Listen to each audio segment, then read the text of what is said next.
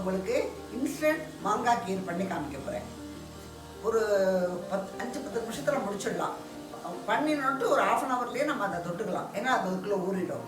இதுக்கு வந்து கொப்பரை மாங்காய் நல்லா இருக்கும். அந்த கிளிம்புக்குன்னு சொல்லுவோம் இல்லையா, அது ரொம்ப டேஸ்ட்டாக இருக்கும்.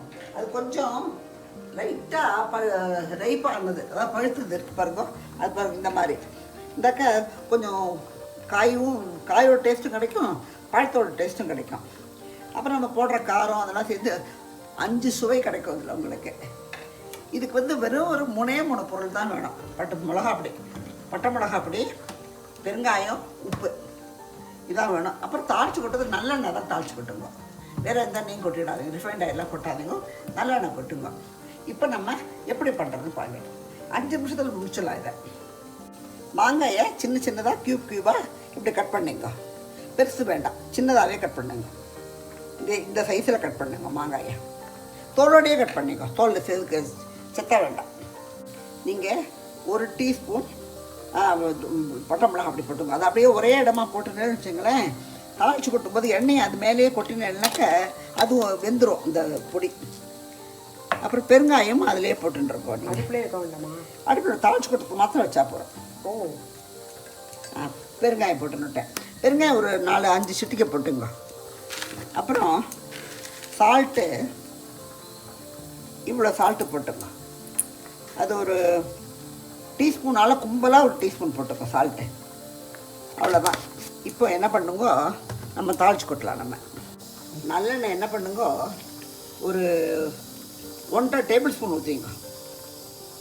1.5 டேபிள் ஸ்பூன் இவ்வளோ போகிறோம் நல்லெண்ணெய். இதில் நம்ம கடுகும் ஒரு 1/2 டீஸ்பூன் கடுகு போட்டுங்க, 1/2 டீஸ்பூன் உளுத்தம்பருப்பு போட்டுங்க. இந்த குவான்டிட்டிக்கு அது போகிறோம்.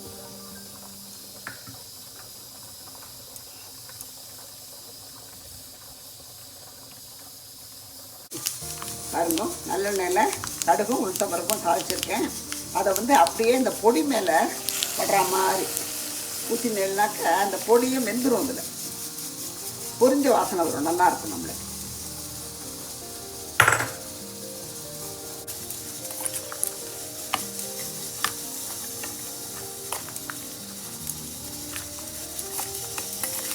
கேஸ்லேயே வைக்க வேண்டாம். கேஸ்லேயே வைக்க வேண்டாம், தாளிச்சு கொடுத்த மாத்திரம் கேஸில் வச்சா போகிறோம்.